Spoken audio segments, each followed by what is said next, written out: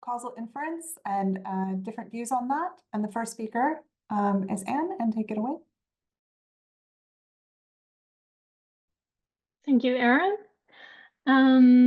Yes, I will be talking a bit about causal discovery and trying to discuss whether this is sort of a useful tool for understanding causality or just simply data-driven witchcraft. So in order to discuss this, I've provided an example of what we might want to do with causal discovery. So here's an empirical study. It's concerned with understanding why some people develop heart disease and depression in a cohort study. So there's a cohort of Danish men that's been followed since they were born until they were about 70 years old, I think. And then there were numerous data collections throughout time. So some information from they were babies, from when they were in school, when they were young adults, and when they were middle-aged and entering early old age. So in this kind of study, we might want to construct some sort of model for how we think the different variables that we measure interact. It could be something like this. This would be a DAG, a directed acyclic graph that describes some of the relationships between the variables. So here they're organized by period. So you can see that we have some things measured at birth, and we try to sort of describe how they interrelate. They aren't moving. No. All right. Interesting. I wonder why. It's not in full screen. It's not in full screen. Maybe that's it. So let's try again. Oh, fuck.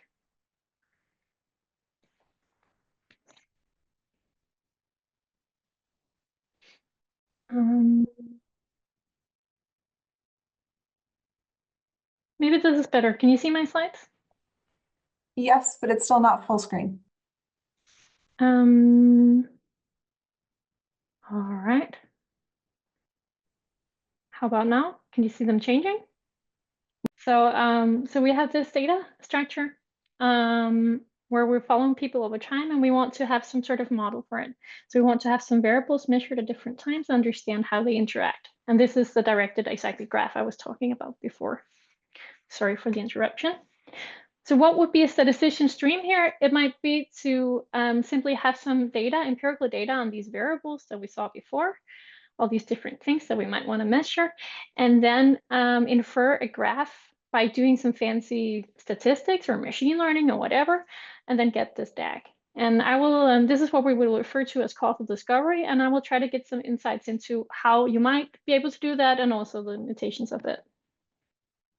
So in order to all be on the same page about what we want to do, we need some vocabulary. So what we are trying to do here is to discuss directed acyclic graphs, DAGs. The interpretation of these graphs is that an edge between two nodes means that there is a direct causal effect of one on the other. So it means that if I intervene on x2, it's going to affect x1, but not the other way around. And if you have a graph like this, you have a Markov, you can get a Markov property, which tells us which variables would be conditional independent. You can read that off of this graph. It's something that follows from the causal structure using a concept called d-separations. So this information about conditional independence is going to be what helps us recover some of this from empirical data. So let's dive into that a bit. We use the standard notation for conditional independence like this. And if you're not working with this often, I just want to remind you that a good example to think of is the fact that if you have normally distributed variables, then conditional independence is equivalent with having conditionally uncorrelated variables. So you can think of it as a linear regression setup. So if you have y regress on x and c, then if you find that there is no effect of x, then you would have that x is conditional independent of y given c. So that's sort of what we can keep in the back of, think of in the back of our minds when we discuss conditional independence. So this is something we can test from data. We can test it easily in the linear Gaussian case, and there are also other cases where we can test conditional independence directly. So why are we interested in conditional independence? It's because it has a close relationship with these different causal structures that we're trying to uncover. So there are three basic minimal cases of causal relationships between 2 to 3 variables. Either we have a causal path, so there's a flow of causal information in one way or the other way, or we can have a confounding case where there's a common cause of these two variables. And in all of these three cases, we will have that the two variables are marginally dependent, but they are conditionally independent, conditional on C on the middle variable. So that's something we might be able to see in the data. In another case, if there's a collider in the middle, so if C, the middle variable, is like an effect of both X and Y, then we will have a different kind of conditional independence relation. We will have that the two variables are actually marginally independent, but if you condition on C, they become dependent. This is also the source of collider bias, which is something you sometimes discuss in causal inference. And then finally, you might have something we refer to as just a direct causal effect. And in this case, you will have that they are always dependent. You can't make them independent by conditioning on something because they directly affect each other. So this gives us three different cases and some information we might be able to learn from data. So we can learn, first of all, whether any two variables are adjacent by referring to case 3. And then if they're not, we can find out whether we're in case 1 or case 2. And that's the information we put into our causal discovery algorithms, basically, to recover some of this causal structure. So as you might see here, we can't learn everything because we can't determine if we're in this case, that case, or that case. These three all give rise to the same conditional independencies. So we cannot learn a DAG from data, generally. Then we have to make additional assumptions. Instead, what we can do is that we can learn the equivalence class or the family of DAGs that shares the same conditional independence information. All DAGs in such a class will have the same adjacencies, and we can represent them by a different graphical object that we refer to as a completed partially directed acyclic graph.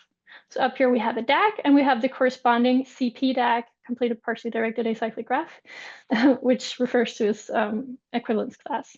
So you can see that some of the edges here are still oriented. They will be oriented in the same way as in the DAG, but some of them are unoriented. And that means that some members of the family have them one way, and some of them have them the other way. So we have two of those. So what we can do is to try to learn these CP DAGs from data. And you interpret them exactly like for the DAGs, except that you have these ambivalent edges that you don't know the direction of. So the realistic dream for a statistician is to infer this CP DAG by analyzing data. I will show an example of an algorithm that does that, and also compare it with some traditional methods in a bit. So here is a standard canonical algorithm for doing this. It's not a new algorithm, but it's fairly simple to explain. So that's also why I think it's useful to see here. So what you do is you start with a fully connected graph, and then you start pruning away edges by looking for variables that cannot be separated in any way. That means you cannot find a variable C so that they become independent when you condition on it. And if you can't find such a variable, you will have that there is some causal relationship between the two. So you do that, start by taking away edges, and then from the result of that, you can orient some of the edges by finding these collider structures and using some additional assumptions. So this is something you can actually do in data. You need information on conditional dependencies, and that's something we can provide by statistical testing. Of course, also subject to statistical error. In order for this to work, you have to make some assumptions. We have to assume that the conditional dependencies in the data actually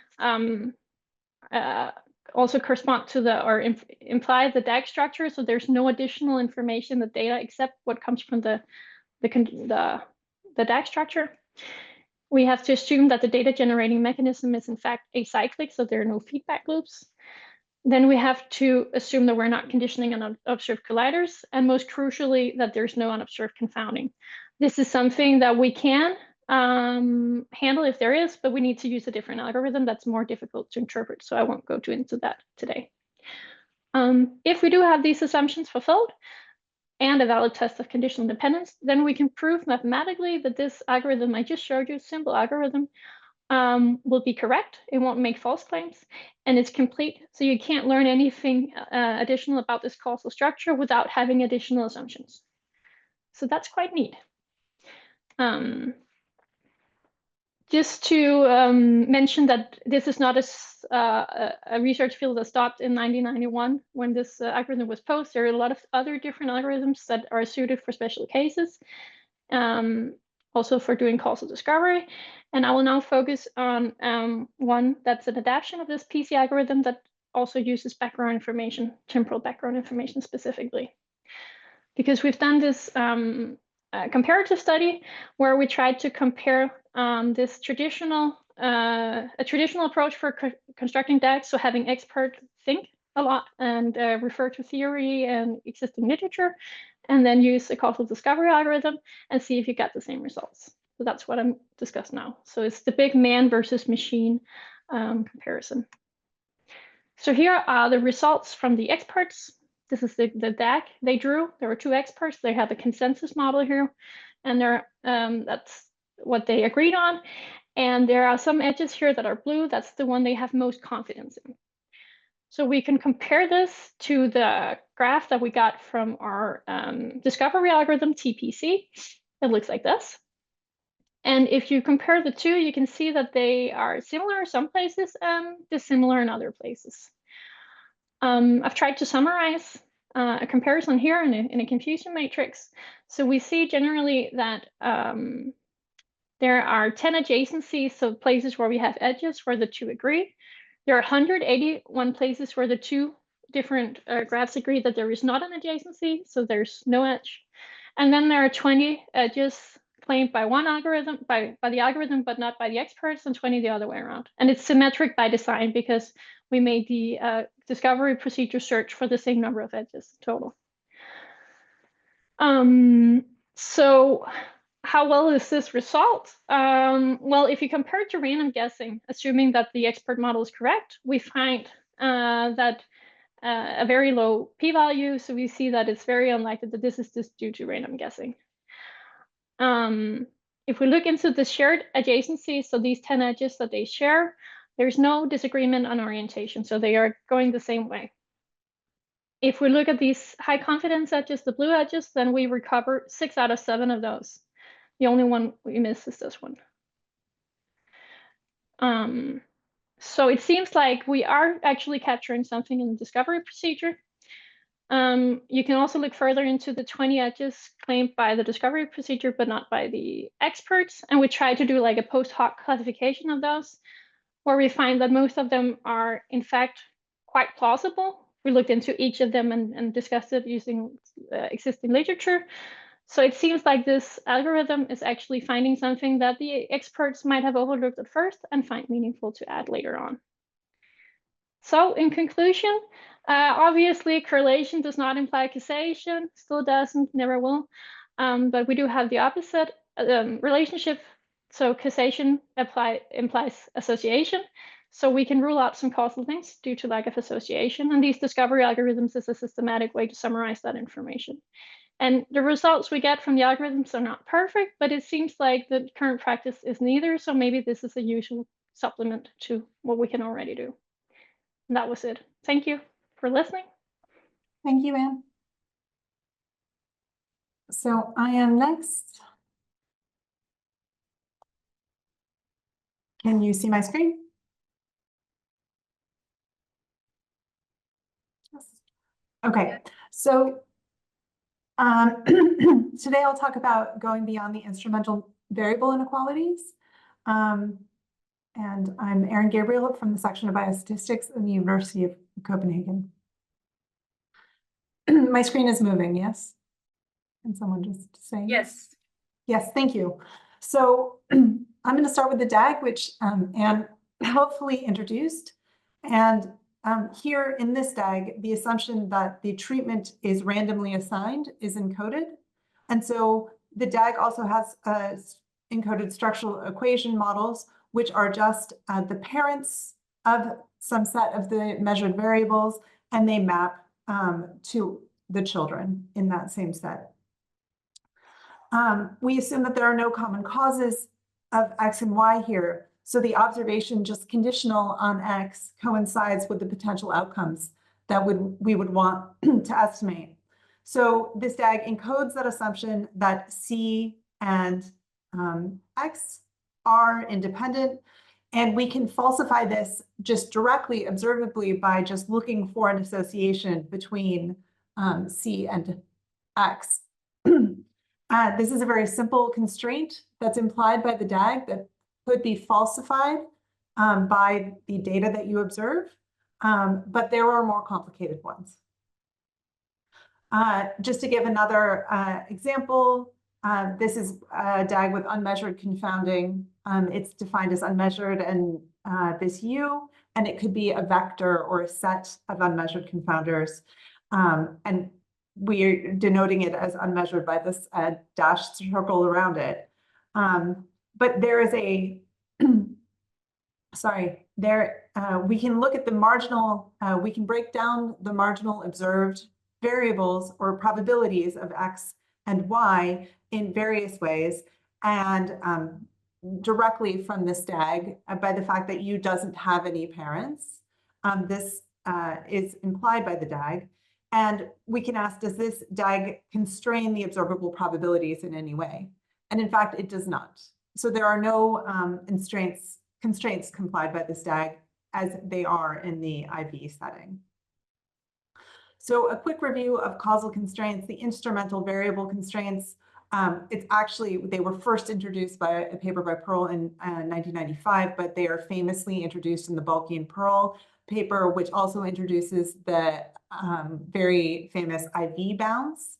But there are other inequalities based on assumed causal models that have been in the literature. In 2001, Bonnet revisits the instrumental variable problem and suggests a method that can be used in linear cases, and I'll explain what a linear causal model is, to get a complete set of constraints. He also points out in this paper that the Balke and Pearl inequalities, so the thing everybody knows as the IV inequalities, are actually not complete. There are more inequalities in settings where the IV has 3 levels. So there are even more constraints. So the general problem of deriving the complete set of constraints from a causal model is much more difficult outside the linear setting, and there's been several works on that. They've all made attempts, but it's been proven that they can't prove that they're complete. So the R package causal optim, which we standardly use for deriving bounds for unidentified estimands in an assumed DAG such as this, provides a framework for deriving causal constraints and bounds once you specify an estimand. Using a specified DAG and the assumptions and a parameter of interest, and we have a shiny interface that you can just draw the DAG in, and then it directly gives you a way of deriving and expressing the upper and lower bound if the DAG and the estimand in that scenario are linear. These are the symbolic nonparametric bounds, and those are the bounds. This is the type of bounds that were given in the Balke and Pearl paper in 1997. We also characterize the necessary conditions on a DAG and the parameters of interest to ensure linearity. So we have a class of DAGs that is always linear in the response function probabilities, but that is not the full class. The class is not complete, but within this class, there are always linear, and thus we can not only derive bounds if the estimand is also linear, but we can derive a complete set using Bonnet's algorithm of things like the instrumental inequalities or these constraints on the observable data, which can falsify the DAG. Okay, so what does this class look like? So it can be divided into 2 parts, the left side and the right side. And within the left side panel, all of those things need to have an unmeasured joint confounder. And on the right side, that same thing is true, but they cannot share any common causes that are unmeasured. And all arrows from the left side to the right side have to go in that direction. So there can be no arrows from right to left. This class of models, which includes the classic IV setting, is always going to be linear in the response functions.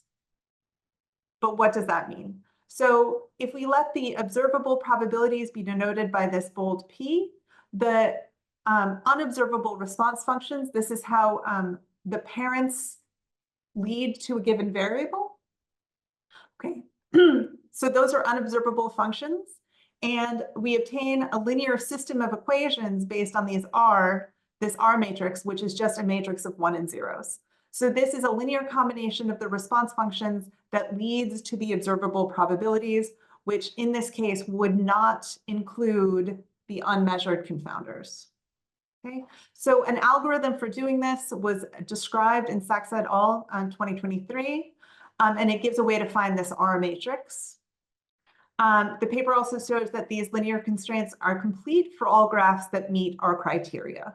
So any graph that looks like this and follows the rules will have linear constraints.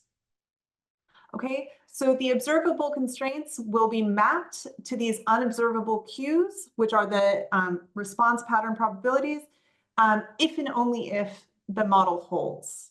Okay, so we can describe this as a set of as a convex polytope in the space, and we can describe that by its vertices. And that's the way we describe it when we're looking for bounds. On the other hand, we can also describe this as the H representation, this polytope, and that we can describe in terms of its faces. The H representation gives us the unobservable constraints that can be used to, or the observable constraints, sorry, that can be used to falsify the causal model. So these are the faces of the polytope represented in the H representation of the classic IV. Those give the instrumental inequalities, for example. So as described in Bonnet 2001, these are a complete set of constraints if you describe all of the faces, and we have implemented this algorithm in Causal Optim. So to demonstrate how you would do this, and this is not on the CRAN version of Causal Optim yet, it is only on the GitHub version, you would describe the DAG that you're interested in, this you could also describe it or draw it in the Shiny app and then obtain the graph from that, the description of the graph. The next couple of lines are just saying what's observed. And in this case, the IV, the Z actually has 3 levels. And we observe all levels of the other variables, which are binary. We then create this model, which is the primary function that does this. And then we look at the constraints that are implied.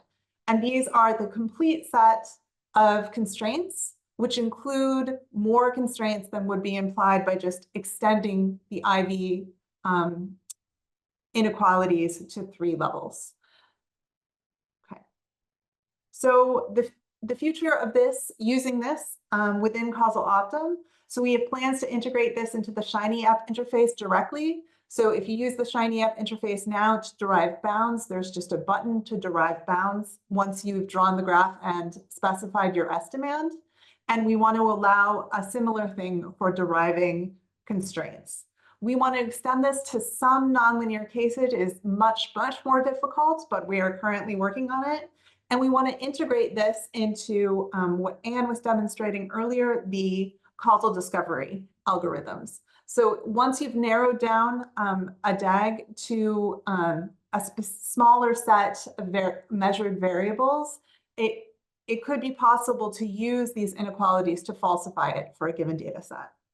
I just want to say thanks to the Pioneer Center Smart Biomed that has recently been founded here at University of Copenhagen in the section of biostatistics, for which I'm a co-director, which is funding some of this work. And we are looking for people all the time to join the center. So if you're interested, please look at our website. I have stopped a little bit early, so I'm happy to take any quick questions. Please raise your hand. I'll stop sharing so that I can see.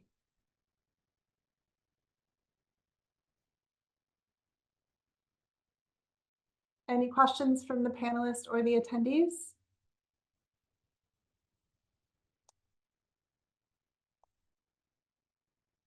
If not, then we'll move ahead with Marie's talk to keep time in mind. Marie, go ahead.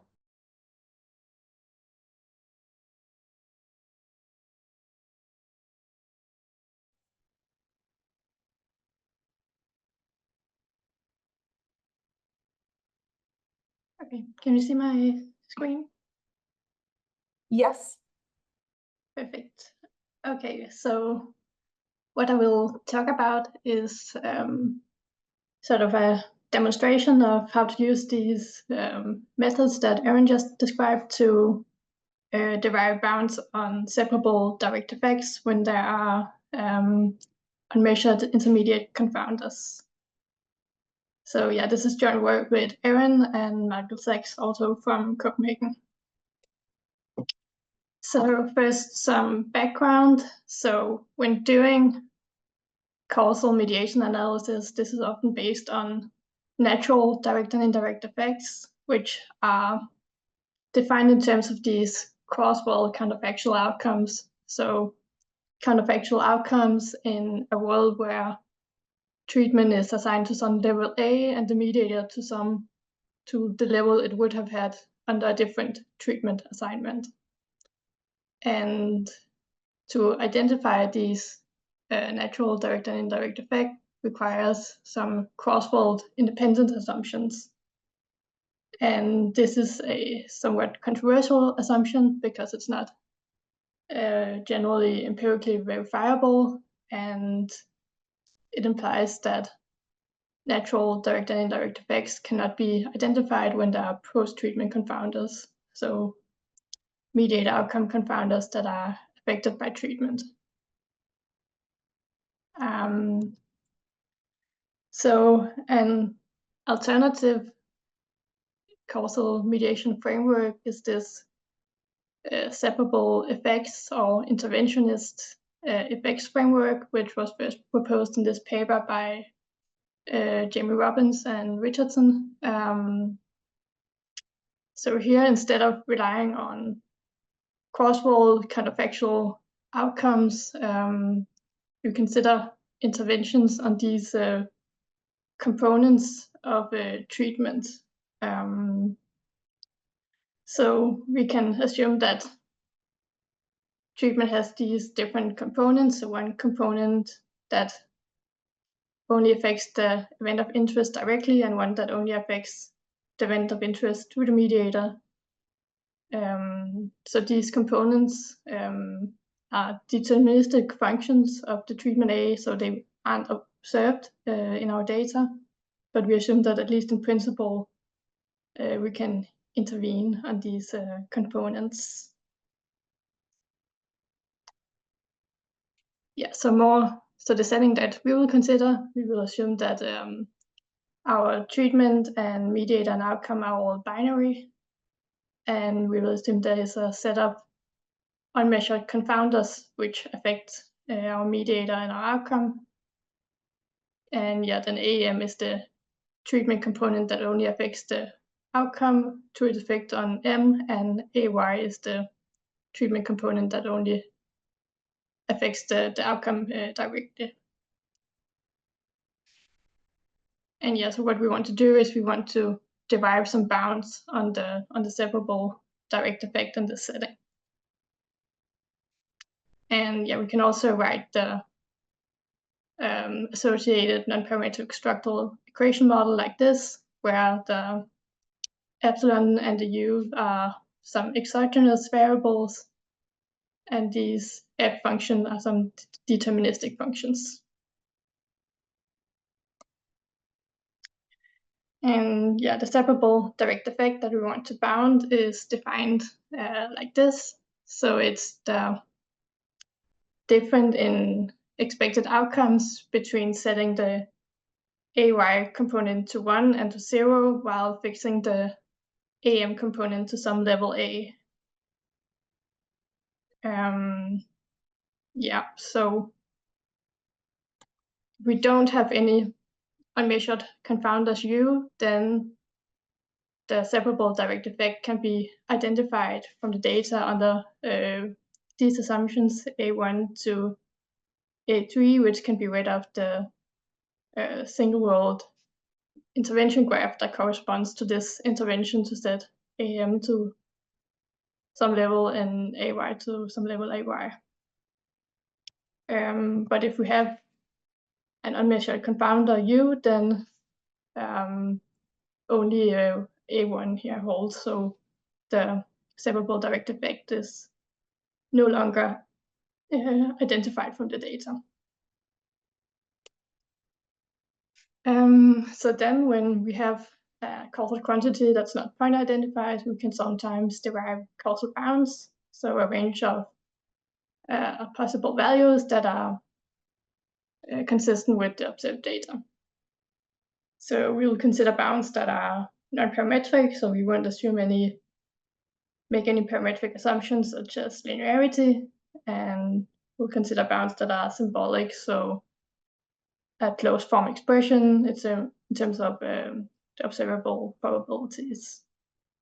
So a method for deriving these nonparametric symbolic bounds was proposed by Balga and Pearl, and it was generalized and extended by Sachs et al. And I will use this causal optim package, which has implemented the method to derive the bounds. So what we get if we plug in the response value, sorry, the response value functions and the causal estimate, we get bounds that look like this. So these are the these are the observable probabilities, and we get bounds that look like this. So it depends on the values to which we set AM.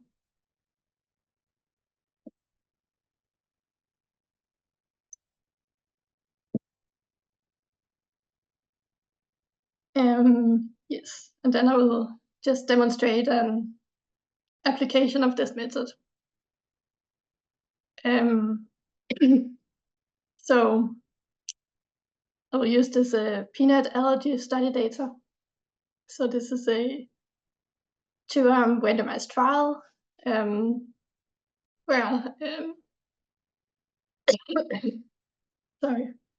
where some infants were assigned to either consume peanuts or avoid peanuts for the duration of the trial. And the outcome was peanut allergy at 60 months, which was determined by an oral food challenge. And as a potential mediator, we will use this IgE biomarker, which we will dichotomize. And the bounds that we get look like this. So in setting the AM level to 0, we get a bound from minus 0.37 to 0.05. And when setting the AM to 1, we get a bound from minus 0.23 to 0.17. So the bounds cover 0 and are quite wide and somewhat uninformative in this case.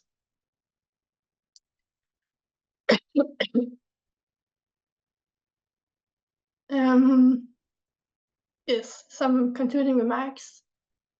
The bounds that we get here for the separable direct effects are actually identical for those that were derived for the natural direct effects in this paper by Arvid Schulander. Yes, so this was somewhat surprising to us, that even though we don't make any possible assumptions in our case, we still get bounds that are identical. You can also do this for a setting where there is a post-treatment confounder, or a mediator outcome confounder affected by exposure. So in that case, you can redefine the separable direct effect by assuming that there is a Newton component, which only affects the outcome through this intermediate confounder. And we can bound those as well, and those bounds will be identical to those for the natural direct effect for two sequential mediators, which was derived in this paper. Yes, so that was it. So thank you for listening.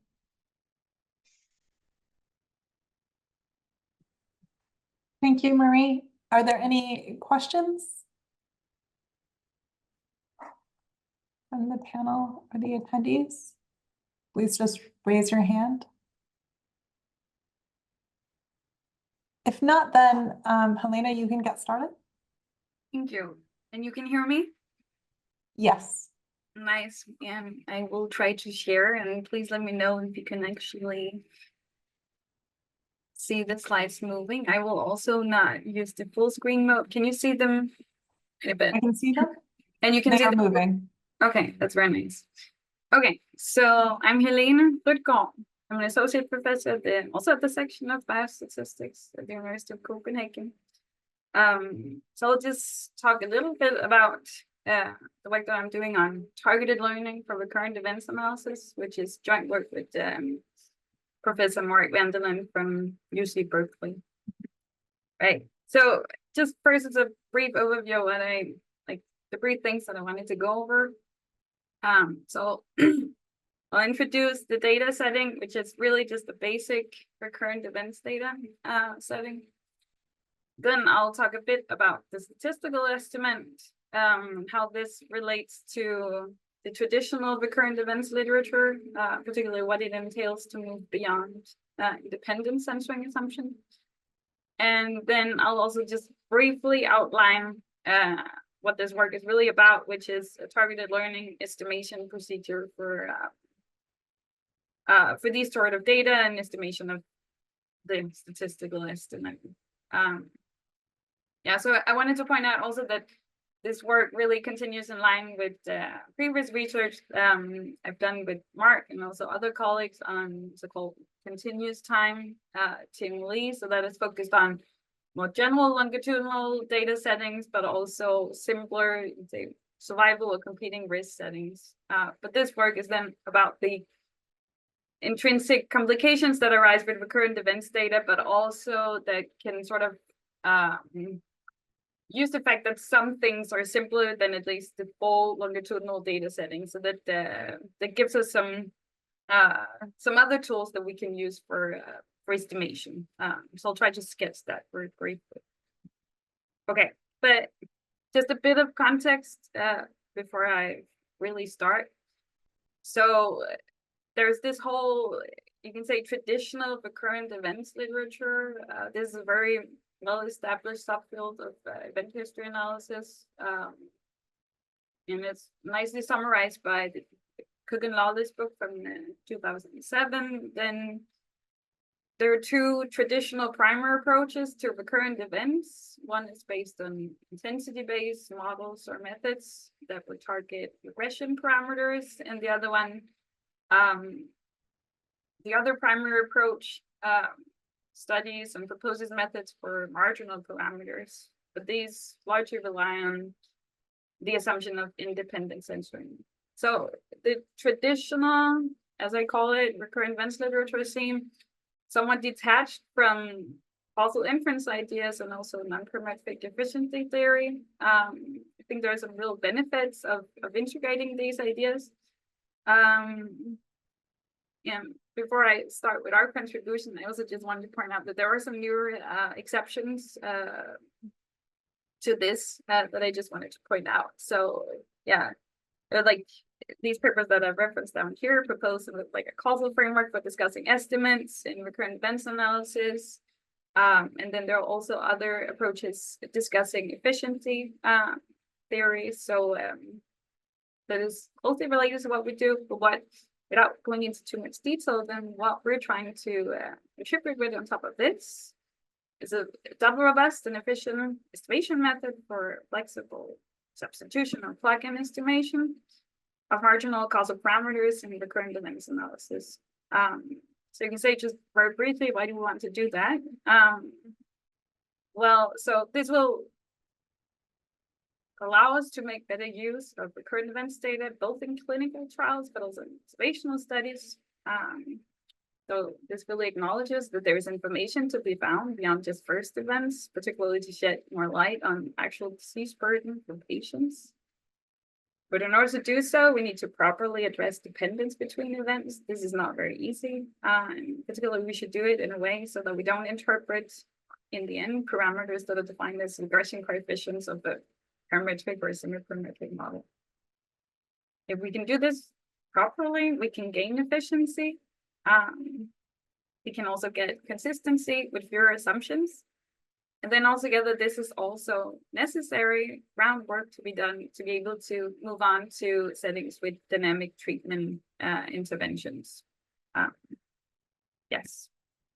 Okay, so the recurrent events data setting, this is really just a basic setting where we assume that we have information on the population. Maybe it's a trial population. They're followed from some time 0 at which baseline covariates L are measured. Then a baseline treatment decision is taken. So this could be categorical, but let's just say that it's binary here. So A equal to 0 would be no treatment for patients, and A equal to 1 would be treatment. And then over time, we have these random subject-specific times that can occur. This is really in continuous time, so they take value on the positive real line. So at these random times, we observe changes to some recurrent event outcome, or survival or censoring status can change. And then we have information on the population up until subject-specific and the follow-up times, TN, which is really the minimum of the latent survival time and the latent censoring time. We can also think of these random times as being generated by counting processes. So it would be a counting process NY, counting recurrent events over time. So this is what I've tried to depict on the graph up here. And there would be a counting process ND, which would go from 0 to 1 if the patient dies. And there is a censoring process that goes from 0 to 1 if a patient is censored. Okay. So these counting processes, we can characterize their distribution by corresponding intensities. So there is an intensity for each of these ones. So for example, lambda y informally would be the probability that the recurrent event counting process jumps in a small interval given the history of the observed data up till that time point. Yes, okay. So we need a target parameter, and in this work, we define our target causal parameter or causal estimate. So I'm using those two synonymously. This will correspond to the expected number of recurrent events at a fixed time. So this is what is called the marginal mean in the traditional recurrent events literature. When censoring is, in fact, independent of recurrent events and terminal events, then this can be identified by a simpler and more usual formula, which was initially proposed by Cook and Lawless in 1997. So when this is the case, this can be identified as some variant of an integral over survival probabilities and then integrated with respect to the intensity of recurrent event process. But the problem is that if censoring is not independent of the recurrent and terminal events, then any method that uses this type of formula will not be consistent. And also any method that goes after that formula of this variant will only be efficient if there's also no dependence between the recurrent event process and the like future and the past occurrences of the recurrent event process, as well as terminal events. Okay, so our statistical target parameter targets the same causal estimate, but it will be more complex because we allow censoring to depend on the observed history. So really to define it, this is, you can say, basic longitudinal causal inference. So what we do is that we define our target parameter as mapping psi on the statistical model that we assume to contain the true data ring distribution. It's a mapping to just a positive real line. It's defined as the intervention-specific expected number of recurrent events by some fixed time point tau. So it's really defined as an expectation of the observed recurrent event counting process at this fixed time point tau. But with respect to what I denote G star, which is the decomputation formula. So this is a statistical quantity. It's really just the data ring distribution, but with certain factors substituted by IR charts of some intervention, which I call G star. So what this involves here is prevention of censoring. So it's a distribution that puts all mass in being uncensored. And then it involves here just a baseline treatment intervention, which really just takes the distribution of treatment conditional on covariates and then replaces it in the most general setting by our choice of a conditional distribution. That could just be a simple static choice. So for example, just taking the distribution that's degenerate when mass in equal to 1. Then we can write the target parameter as this nested expectations, where the inner expectation is over the distribution, enforcing no censoring. And then it's conditional on being treated and covariates, and then the outer expectation is taken over the observed covariate distribution. And then we could also, based on this, define the contrast or a contrast as an absolute difference between this parameter under treatment and a similar parameter under no treatment, and then that would represent the expected number of events avoided by the treatment. Okay, so lots of things here, but this parameter identifies the same causal parameter as the simple one, but it's quite a lot harder to actually estimate. So our work is about how to construct a stimuli or a targeted estimator for this parameter, given a nonparametric model, statistical model in. So this is a basic targeted learning procedure, you can say, for this particular setting at first. So what we need is the efficient inference curve, and we need to know about the so-called second order remainder.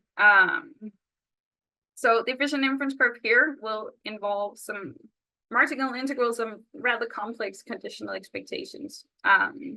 So this is, for example,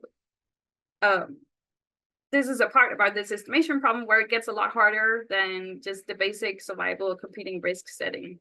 Because in this case, this will all just reduce to simple formulas of survival probabilities or absolute risks, but this is not the case here. The second order remainder, on the other hand, is very nice. As expected, it displays some nice double robustness properties. So this, in the end, is what we need to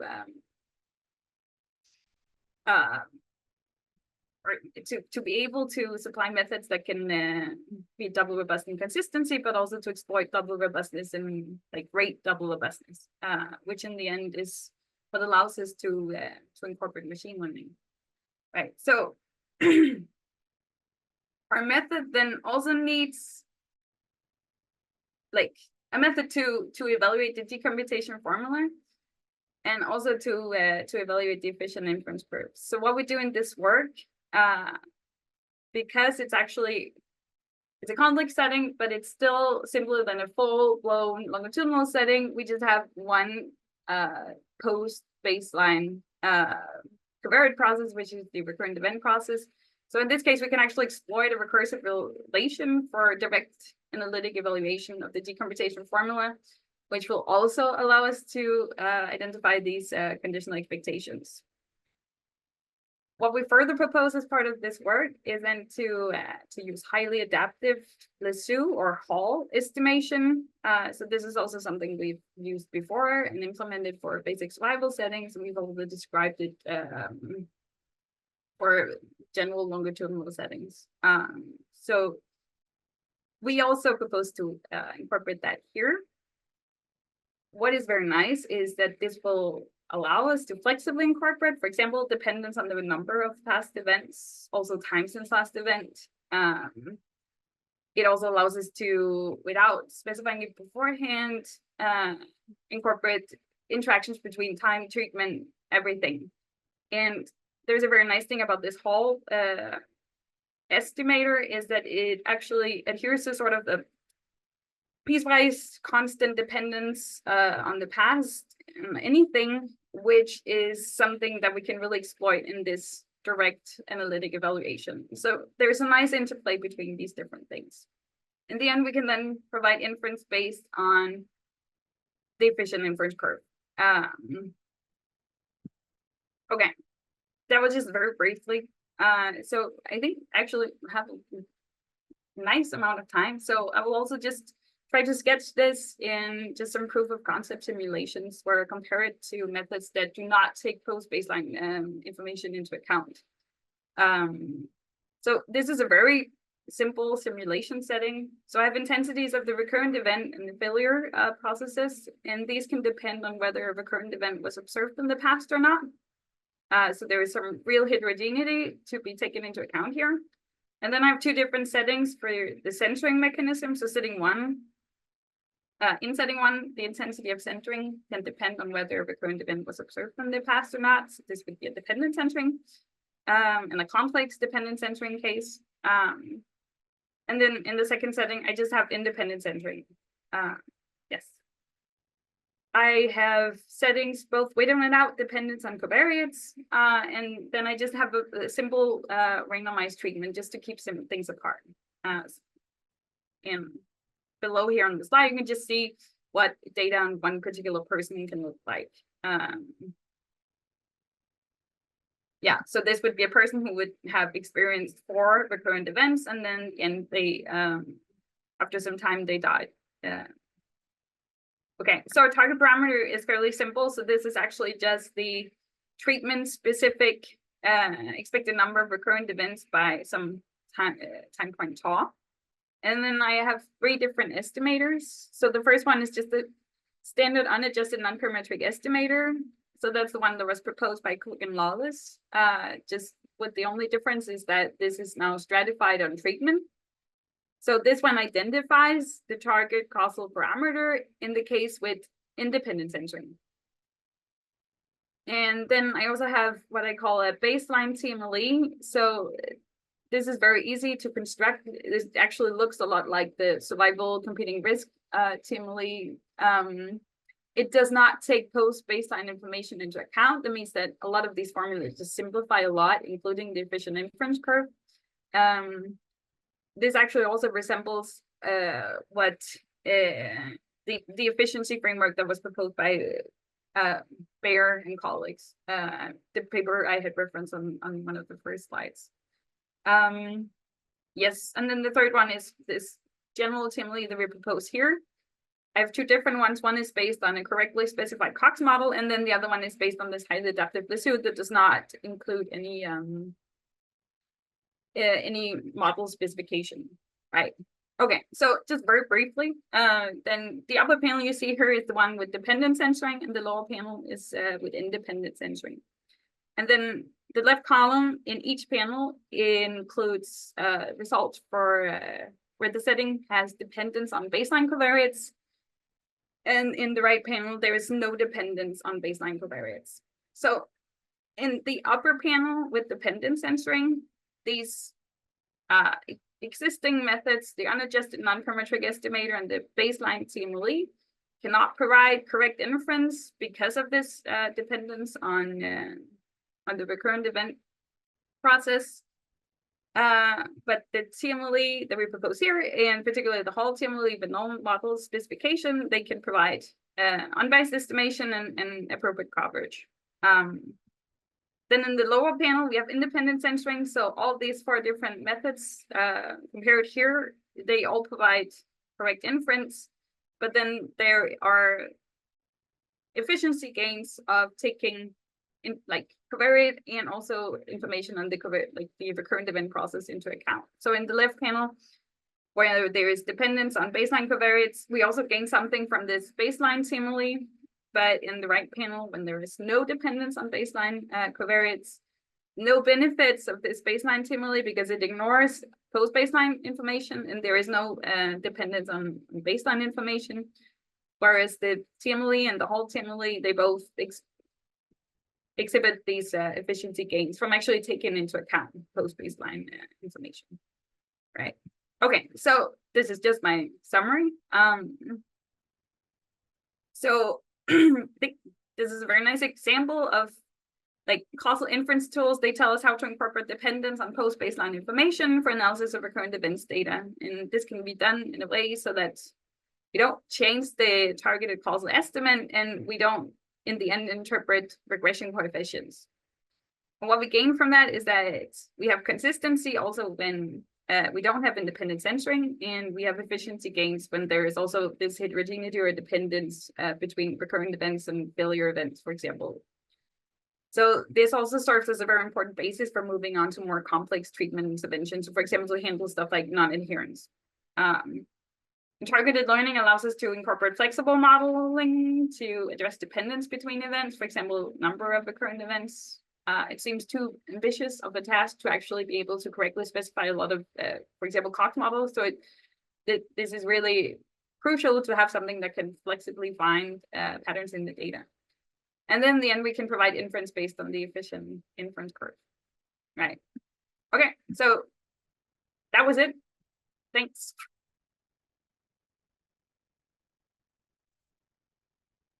Two minutes for questions, I guess. So there's time for questions. If anyone has any and would like to raise their hand in the attendees. And if not, I'd just like to thank all of our speakers and turn it over to Laura.